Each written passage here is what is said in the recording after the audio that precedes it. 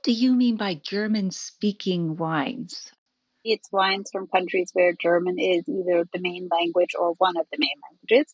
More broadly, it's a certain mindset, a certain shared tradition and values, grape varieties, winemaking approaches, geography, climate, that these regions, Germany, Austria, this little corner of northern Italy, and the eastern part of Switzerland, all share. Is there a style that runs through them? Is it like the edgy acidity or These are all cool climate regions, and acidity is a hallmark.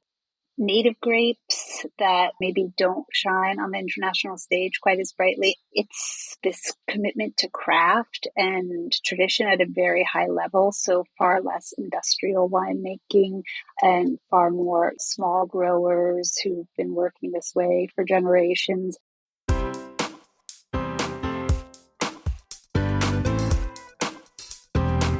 Do you have a thirst to learn about wine? Do you love stories about wonderfully obsessive people, hauntingly beautiful places, and amusingly awkward social situations? Well, that's the blend here on the Unreserved Wine Talk podcast. I'm your host, Natalie McLean, and each week I share with you unfiltered conversations with celebrities in the wine world, as well as confessions from my own tipsy journey as I write my third book on this subject. I'm so glad you're here. Now pass me that bottle, please, and let's get started. Welcome to episode 200. 200, baby! Woo! Are you curious about German-speaking wines and which ones you should try? Why is biodynamic winemaking particularly important for viticulture? And what's the real difference between natural wine and biodynamic wine? You'll hear those tips and stories in my chat with Valerie Kathawala, co-founder of the wine magazine TRINK. Now, on a personal note, before we dive into the show with the continuing story of publishing my new wine memoir, Wine Witch on Fire, Rising from the Ashes of Divorce, Defamation, and Drinking Too Much. So last week I shared with you the witch cover concept one on the voting. I loved how there were so many different interpretations of the fire under the glass, the wine glass in particular. So opposing the scientific purists who said that the fire couldn't be contained under a glass for lack of oxygen were those who believed that only someone with magical powers, maybe a witch, could sustain those flames. Others said it was symbolic of keeping your inner fire burning even when life gets difficult, while some believe that it's important to contain an out-of-control conflagration with the tools that you have. Then there were those who swore that they could see the profile of a woman rising in the flames, a hidden figure. And one woman said she spotted the fiery corkscrew right away. So I guess what you see depends on who you are, just as what you take away from reading the book. So I'll share a review with you now from Megan Hayes, who is a beta reader from Melbourne, Australia. Quote, "What a stellar read this was. Like a phoenix from the ashes, this gives women the gift of inner strength and courage to face their biggest fears and give the all-too-common online trolls no attention. I'm so proud of Natalie's evolution, and this book reads like a modern woman's fairy tale of forever after love, success, and satisfaction. A definite must-read even for a wine novice.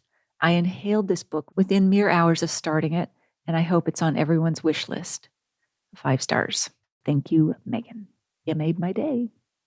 I've posted a link to a blog post called Diary of a Book Launch in the show notes at nataliemclean.com/200.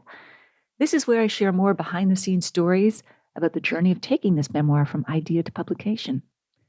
If you want a more intimate insider seat beside me on this journey, please let me know that you'd like to become a beta reader and get a sneak peek at this manuscript. Email me at natalie@nataliemclean.com. So thanks to you, this is the 200th episode of the podcast. I so appreciate all of your emails and good wishes recently about this. So let me know which topics and people you'd love to listen to in the next 200 episodes. Okay, on with the show.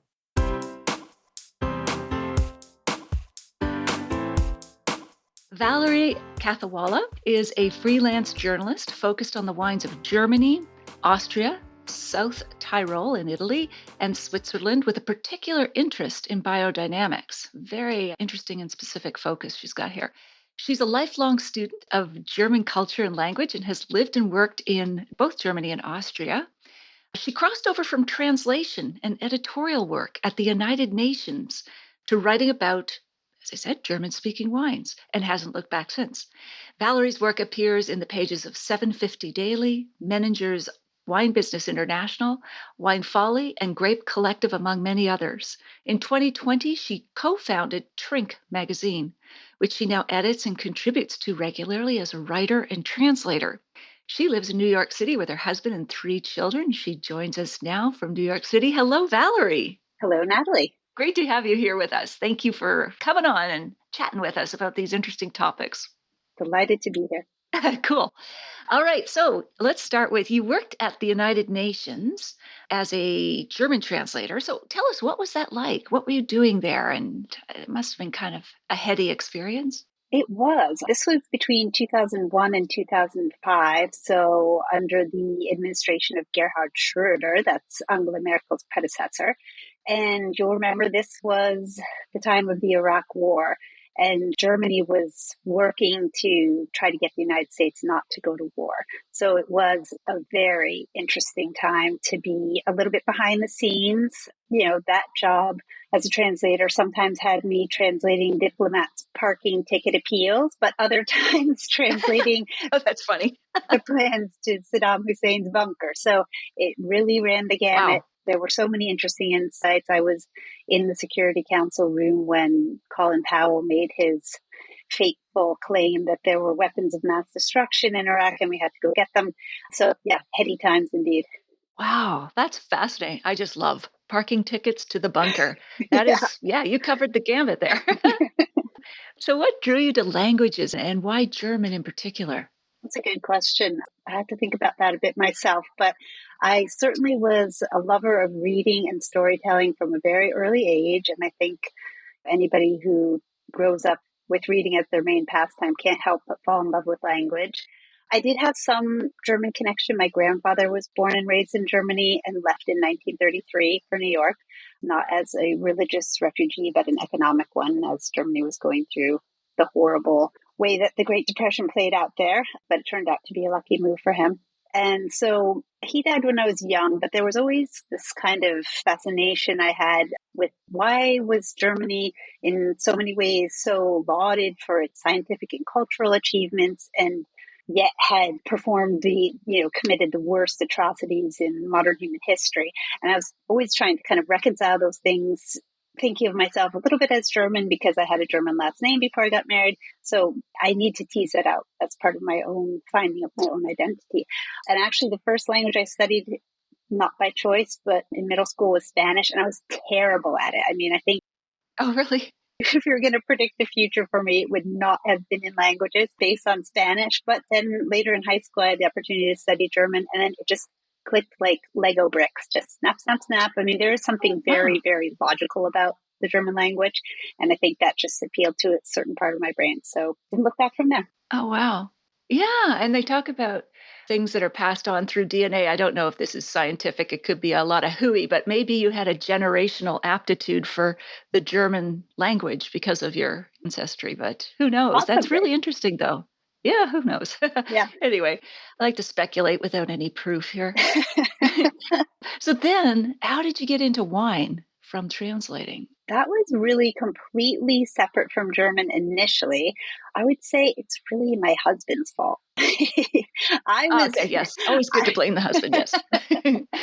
I was perfectly happy in my 20s drinking Yellowtail and other pretty industrial mass market wines until I met him. And he'd grown up in a wine loving family. And so when we started dating, he showed me the finer side of wines, and it didn't take long for me to see how much more pleasurable that all was. This was the time when we were first dating. This was the time when the 85 vintage in Bordeaux was the big hype. And so we started getting into Bordeaux, and then we shifted from there into Italian wine. But then came the 2001 vintage for Riesling in Germany. And my husband has German family as well and grew up going to Germany. So the two of us just zeroed in on Riesling instantly. And we're both really into cooking and food. And so Riesling is just the ultimate friendly wine. So it was all coming together in kind of a perfect storm. However, I was not involved in wine professionally at all at that point. I was still working as a translator and an editor. And then in 2005, we had the first of what would be our 3 children, and I stepped back from the working world to raise them. When my youngest child was going off to kindergarten full time, I said, this is it. This is when I get to draw the plans for my future. And that's when I kind of pulled 3 personal passions and loves together: the writing, German, and wine. And so I went on to do my WSET studies, and really am very much self-taught through the medium of podcasts. I listen to podcasts like Rudi Tossen, I'll Drink to That, and many others just on repeat. When they were over my head, I just listened again and again and again. And I looked up the terms I didn't understand, and I read books, and yeah, just sort of out of sheer scrappiness and fascination, taught myself what I wanted to know. Oh, wow. I love that. I love that story. And was sometimes wine time for you? Yes, that time was often wine time for me when my kids were very little. And it was, you spend the afternoon at the sandbox in the playground or wherever, and then you schlep them all home, plunk them in the tub, and you can safely supervise them there. It was the perfect time for me to pour myself a glass of wine. And, of course, that's like just a nice way to unwind at the end of the day, but it quickly became much more than that. I kept thinking, what's happening in this glass? Why? Then I'd, later after they'd all gone to bed, do reading and research. And so that was actually the catalyst to get me thinking more deeply about what was in the glass. That's terrific. Wow. And I like that you use podcasts as well. Like I'm an audio listener too. I listen to books. I don't read the physical. And I love being able to just play it over and over. I don't know. There's something, I love the layered learning, but I also love having something read to me. Maybe it goes back to those bedtime stories after bath. I just love a voice telling me something. But yeah, cool. Love that approach. Can you remember the exact moment when you wanted to become a writer, when it really got serious? You were learning lots about wine. Was there a threshold moment when you said, hey, I want to write about it too? I had already done writing before, well, in my 20s when I lived in Germany, and I actually had a pretty boring job as an editor at a big German bank. But I wrote on the side for a freelance magazine about German cultural affairs. So I already knew that I wanted to write. I think that seed was planted long before. I mean, somehow keeps coming back to bath time. But when I was really little and I used to have bath time by myself, not with my siblings, I would just tell myself stories. And I can remember, I didn't write them down, but there was always this narration happening. And I think that's a lot of the way that I live my experience, is to live it and then re-narrate it in my head. And it was just natural that it would start happening, coming out on the page. Oh, that's great. Do you remember any stories you made up as a child? Do any of them come back to you now? There is one I definitely remember. My grandparents, my German and Italian grandparents, lived in a little trailer house in the Catskills of New York. And I found that to be endlessly romantic and fascinating. And so I used to often tell stories about how I'd be in that little house, but it wouldn't just be parked on cinder blocks. It would be rolling to all sorts of exotic places, and I'd be waving to people outside the window. So that was great. that was a recurring story. Oh, excellent. A little bit of Dorothy and the Wizard of Oz, a house moving, taking you to new adventures. That's great. I love Exactly. it. And what would you say so far has been kind of the best moment of your wine writing career? Is any highlights so far? There have been, and I'm trying to think of them from different angles, but one certainly for me was in 2019 when I was on assignment to write about a wine grower in Franken in Germany. And I had it all mapped out in advance that I would go and work harvest with them and then write about the experience. And this was really going to be a highlight for me. And about 10 days before I was supposed to leave, the wine grower wrote to me and said, in typical wine world fashion, that harvest had wrapped up early. They were done, and there wouldn't be much for me to do. So, I had bought the plane tickets, arranged the childcare, but they said, you can still come for a couple of days and just see what we're up to, which was great. But then I had 5 days when I could really just go anywhere I wanted in Germany and cover any story at harvest time. And so I just went to my absolute top of my wish list, which was a grower named Rudi Tossen in the Mosel, and reached out to him through his importer. And sure enough, he said, please come and you can kind of embed yourself with our team for these days and then write about it. And that turned out to be one of the most transformative experiences I could have imagined, because he's a real pioneer of biodynamics and he was a real mentor to me on that subject. And I got to write this profile for Pipette magazine, which is a no longer in existence print magazine, but it was probably one of the pieces I'm most proud of. So it was a great way for something that seemed like it wasn't going to go anywhere to be a real highlight. Yeah, yeah. I interviewed Rachel Signer, who has just published a book, as you know. You had me at Pet Nat with Hachette. But what did you learn from, his name was Rudi, the winemaker? Rudi Tossen, yeah. Yeah. Mm-hmm. What insights did you take away from that experience of being, I love it, embedded? Sounds very Iraqi war or something, but you were embedded there Yes. doing things, presumably with the team. Yeah. The chance to just follow them through a full day, be part of everything that they were doing for a full day from 8 a.m. to 8 p.m., including their coffee breaks and meal times, and then back at the press house and watching the way, the team would unwind and the winemaker would just keep checking in on his press cycles, as he'd also joined the crew for foosball games. And there was just a real sense, that wine grower really prides himself on having a very intimate team of people who know each other over decades, as well as young people coming to learn, coming together at harvest time. And so to observe that was really special. And Rudi is very, very articulate and very generous with his knowledge. He didn't finish a high school education, as far as I know, and yet he's probably one of the most erudite philosophers of wine that I've ever encountered. And, he does speak English, but his German is certainly much, much better. So the fact that I could tap into that because of my German skills just made me feel like I was getting a window into something very, very special. And then I felt really privileged to be able to share that story, especially in print. Yeah, absolutely. Yeah, I would imagine that native German speakers would feel more comfortable with you, could better and more fully express what they're thinking, what they're doing, because you also speak their language. That's a real advantage. It helps. Yeah. Do you have a worst moment of your career that comes to mind? Or maybe it's all been Skittles and Riesling so far. I don't know.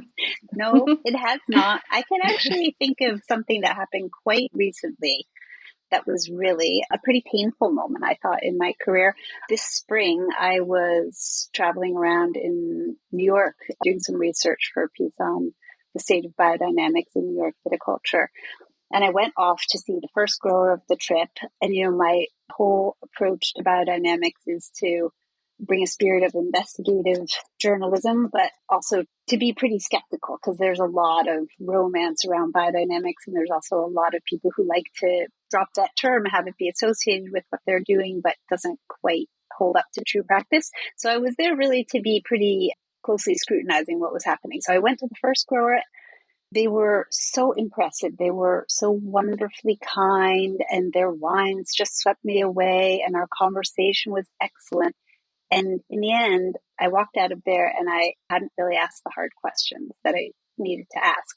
And I didn't even really realize that I hadn't. I just got carried away by the moment. And then I often use Instagram as a sort of short form of journalism. I'll just sync 300-word little account of what I've experienced and maybe put in some tasting notes.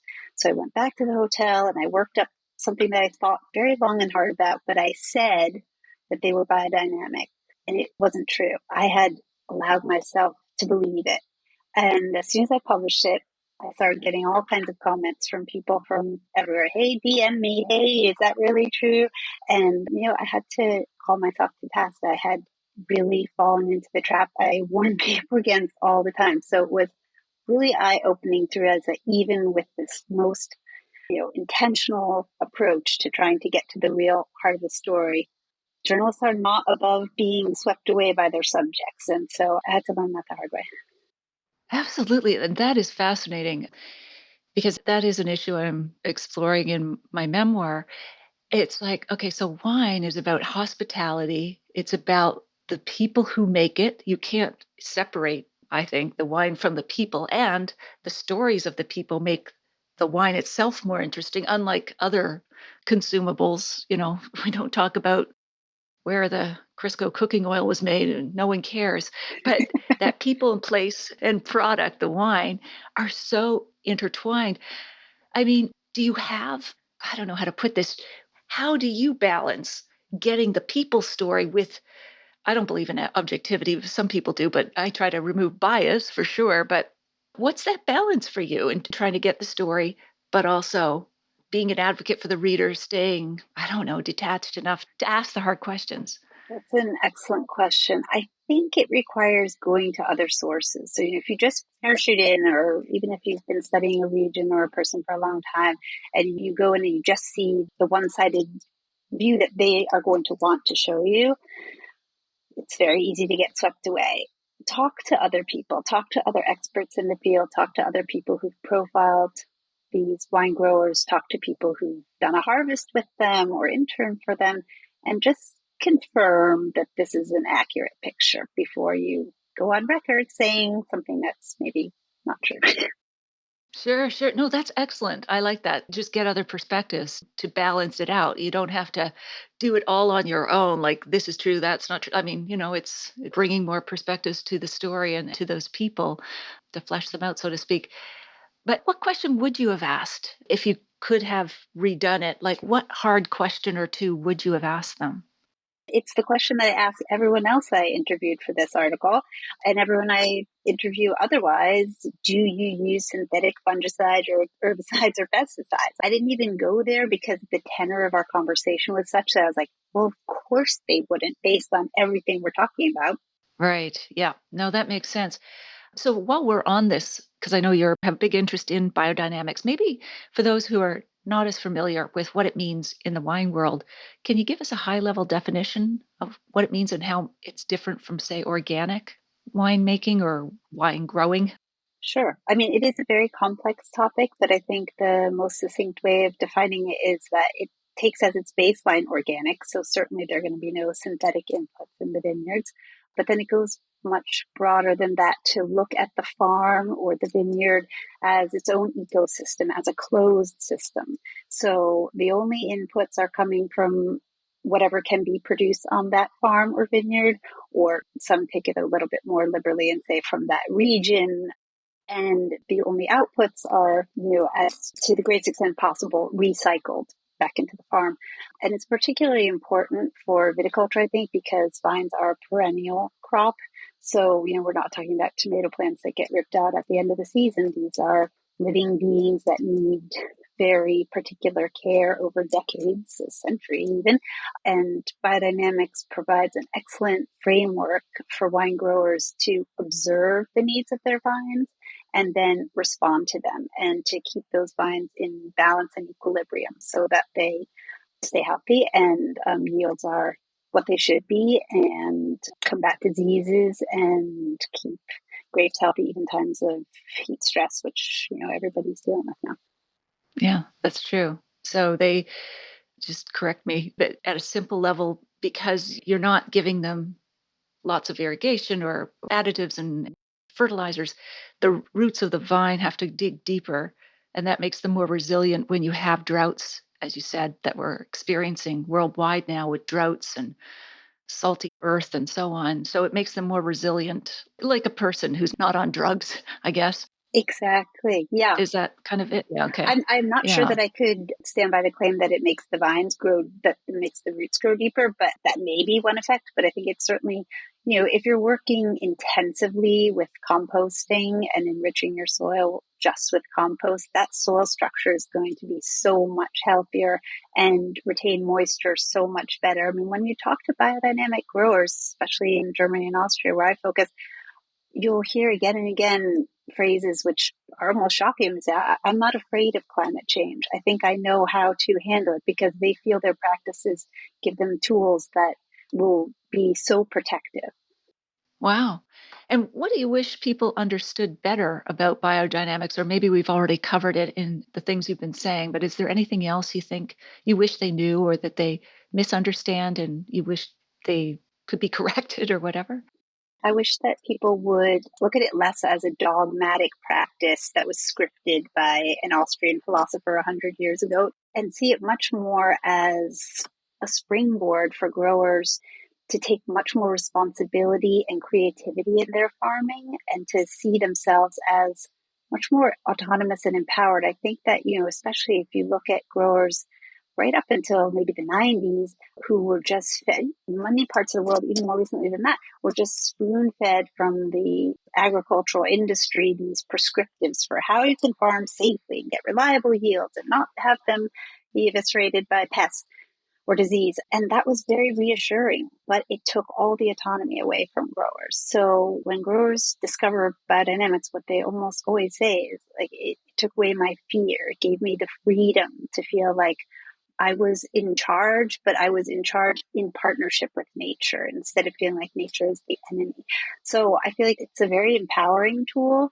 And I think that it's a way to open a path to a more kind of creative future for farming, which I hope will be more widely embraced. Oh, terrific. I love that. And the Austrian, I guess, philosopher was Rudolf Steiner, if Correct. that's Yeah. correct. And is he the one that also talked about some of the more, I mean, some people characterize it as, I don't know, zodiac witchcraft or whatever, these things about burying bull's horns. And I mean, what is it, some of those misconceptions? Maybe you can just highlight a few of those that people think it's kind of too woo woo or whatever. Sure. It's true that there was a lot of esoterica and a lot of spirituality, kind of cosmic spirituality, and also some questionable theories that were part of Steiner's philosophy. I mean, one thing that always has to be made clear is that Steiner had a long career over the turn of the last century, and he went through a lot of changes in his own thinking during that time, but he really wasn't applying any of this to farming and certainly not to viticulture until Ah, 1924, which was the year before he died. And at that point, he was asked by a group of large-scale German farmers for advice. They were seeing the effects of industrial and chemical agriculture on their crops and their livestock, and it was devastating. And they were looking for answers. And he drew on his resources from philosophy, but also from having studied Goethe, who was a very intense observer of nature and scientists. And he kind of codified those things. He also talked to farmers throughout Europe and tried to pull together their practices, their traditional practices, many of which were centuries old, but had fallen by the wayside just in the span of a couple of decades, falling victim to chemical agriculture. And so he presented these in a series of lectures, and those lectures have gone on to become the foundation of what we know as biodynamic viticulture today. But they represent, a snapshot of a certain time and a certain place. And so anybody who would say these are words that have to be interpreted fundamentally, I think that's mistaken. I think they just encourage growers to go back and look at what they have and look at the resources around them and how they can apply them most sensibly. But there are others who think you really have to take his word as law, but I think generally is away from that and towards interpreting his works more liberally. that's great perspective. So, what do you mean by German speaking wines? Something broader than just wines made in Germany. Maybe you can tell us what that means. Yeah, well, quite literally, it's wines from countries where German is either the main language or one of the main languages. But I think more broadly, it's what language stands for culturally, right? So there's a certain mindset, a certain shared tradition and values, grape varieties, winemaking approaches, geography, climate, that these regions, Germany, Austria, this little corner of northern Italy, and the eastern part of Switzerland all share. We could extend that to parts of Luxembourg and Alsace as well. Someday, maybe we will at TRINK magazine, but for now, this is as much as two people can handle. So yeah, that's what I mean by that. Huh. And what characteristics do they share apart from like they tend to use the same grape varieties and winemaking mindset? I mean, is there a style that runs through them? Is it like the edgy acidity, or how would you say here are some things to look for in German speaking wines?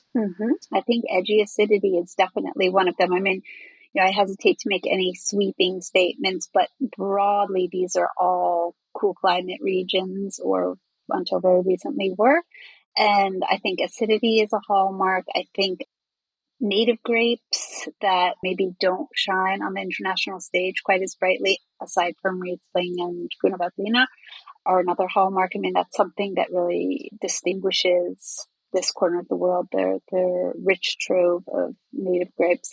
And then I think it's really this commitment to craft and tradition at a very high level. So far less industrial winemaking and far more, small growers who've been working this way for generations and who really understand their terroir, as you were saying, at kind of the DNA level, and bring that to expression. That's so interesting because in Canada, of course, we're all cool climate here. And many of the founding winemakers were either from Austria or Germany. So, if I look at wineries like Inniskillin or even in Nova Scotia, it's very cool climate. They really have that influence from both Germany and Austria. And of course, Riesling is, I think, our signature grape here in Canada when it comes to white wines. So that's what your magazine focuses on. So let's bring it full circle now to the pieces that you write for your magazine. How do you know when you have a great story? That's a great question. I think you probably have experienced this too. It's when you hear something totally unexpected and then you hear it from someone else and someone else again. And then you start connecting the dots to see that this isn't just one anomaly. This is something happening beneath the surface that no one else is talking about. And then you start to probe, what does this mean? How did it come to be? And when those things all come together and you feel excited and curious and you want to know why these things are happening and where they're going to take a region or a grower or whatever it is, then like you're following your own curiosity and your own excitement. And usually you can't help but sweep readers along with that. Yeah, absolutely. It's about the patterns and connections that we can make for ourselves or for readers. I think that's truly what's mind blowing or mind expanding, at least. Yeah, when things aren't isolated, you can make sense of connections.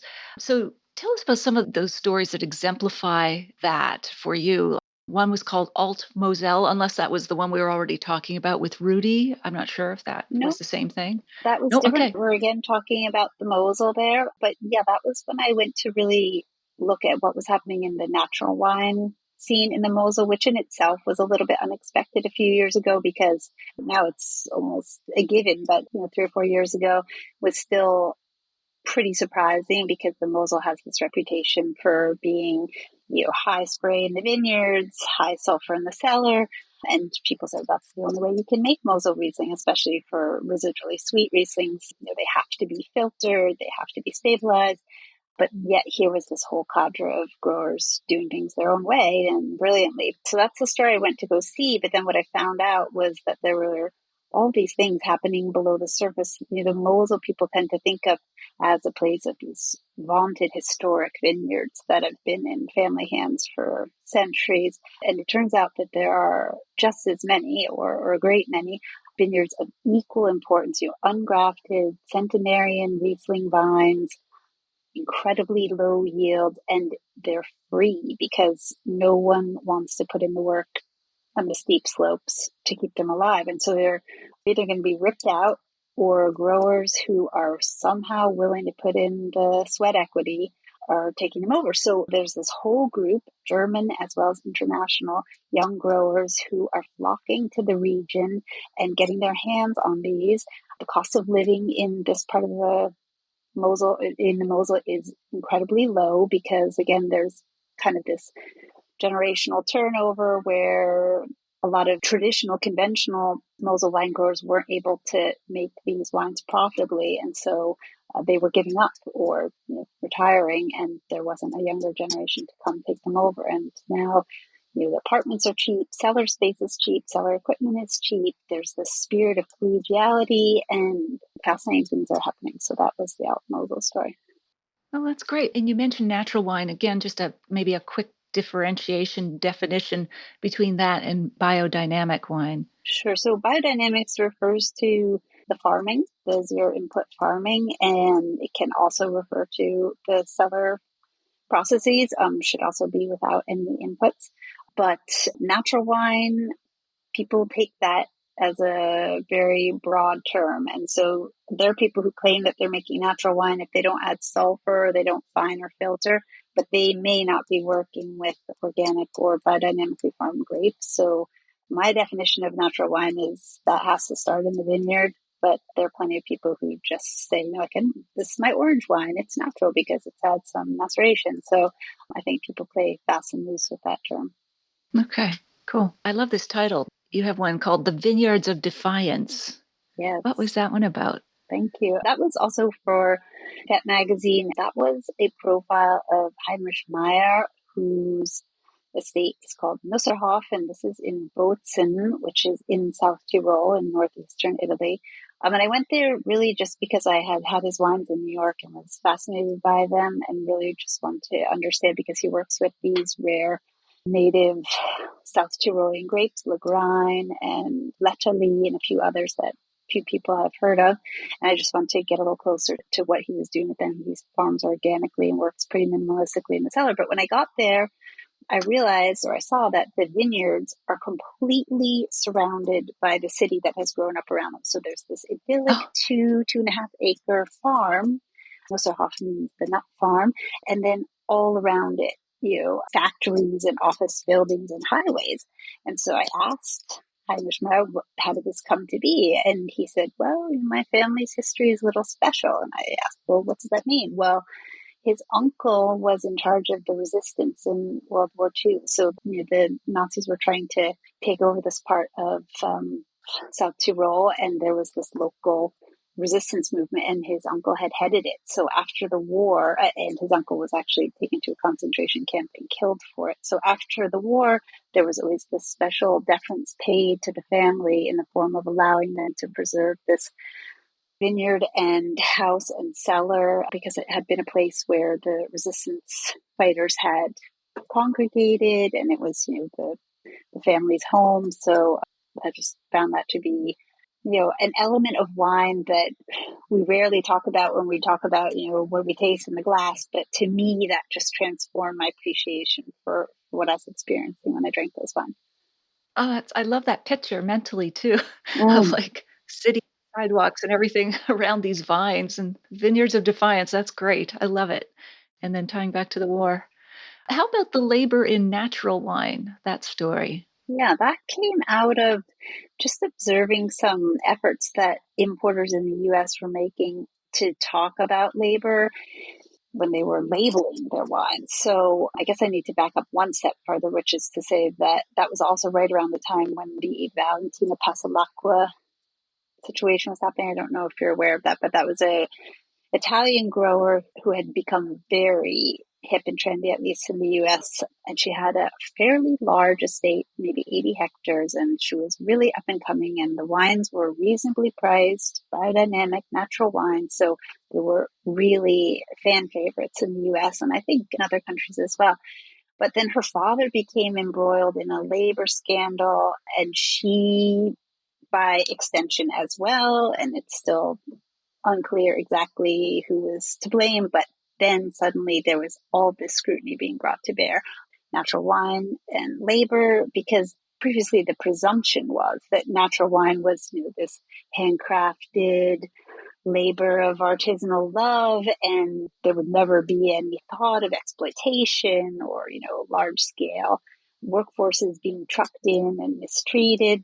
So there was this kind of spirit in the air of looking a little more critically at what was happening in labor, not just in conventional wineries where there are plenty of abuses, but in natural wine as well. And so I was seeing that importers, like we have one importer called Superglue in the US, and that importer had decided to create a back label that kind of looked like a nutritional label on the side of a cereal box. So instead of saying calories and grams of sugar, it would say like how many people harvested in that vintage, or are they provided with meals and adequate housing. So it was a new way of thinking, stimulating the conversation and getting people to think about what they were drinking from the labor perspective. Yeah. And so that just got me started looking at it more broadly. And then I talked to some of the leading experts in the field. And I found that it was really a topic that was going much beyond just natural wine and really touching on some of the issues that were really foremost in mind in the US, at least in 2020, the Black Lives Matter movement above all. And I was grateful that I got to delve into that at that time. That's fascinating because we also hear about the issues with migrant workers from, say, Mexico coming up to California and elsewhere. We have migrant workers as well in Canadian vineyards. And those issues don't get spotlighted a lot. They just, I guess, don't fit with the whole imagery sometimes of wine and sunny verandas and everyone's wearing white linen. And it's like there's some real people behind the label, not just the winemakers. So sounds very interesting. I'm going to have to go back and take a look at that one as well.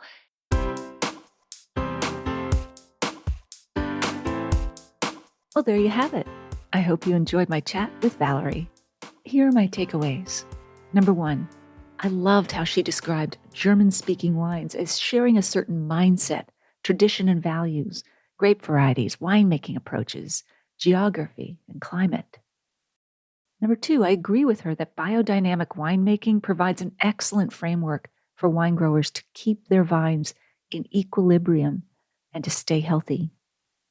And 3, her explanation on the differences between natural wine and biodynamic wine were really insightful. In the show notes, you'll find my email contact, the full transcript of my conversation with Valerie, links to her magazine and website, and where you can find the live stream video version of these conversations on Facebook and YouTube Live every Wednesday at 7 p.m. You'll also find a link to my free Ultimate Guide to Wine and Food Pairing. That's all in the show notes at nataliemaclean.com/200. Email me if you have a sip tip question or want to be a beta reader of my new memoir at natalie@nataliemaclean.com. You won't want to miss next week when we continue our chat with Valerie. In the meantime, if you missed episode 163, go back and take a listen. I chat about travel tips for the Austrian and Washington wine regions with UK wine expert Lawrence Francis. I'll share a short clip with you now to whet your appetite. Vienna makes a really good base to go from. City of music. Their food scene is so phenomenal, and they've got amazing sommeliers. Start in the bars of Vienna and start a conversation with the sommeliers there, because they will know the really cool places to visit. Go for a weekend, enjoy Vienna, and while you're there, do your research. Speak to sommeliers, speak to restaurateurs, try the different wines, make some of these notes from there. And then in the midweek, get out there and visit these. People tend to have more time and there's maybe less tourists. And then finish off with Vienna at the end of your trip. That is such a smart tip. I love that tip, Lawrence. Not just for Austria, but anywhere where you can have a base in a city, a cosmopolitan city, and then branch out like Madrid. But it's really a great way to go.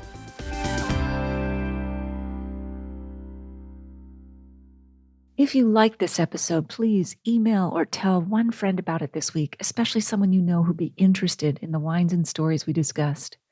This is the best way you can help me celebrate episode 200 and encourage me, I do need encouragement, I am human, to continue on with this podcast. Thank you for taking the time to join me here. I hope something great is in your glass this week. Perhaps a German wine that speaks to you.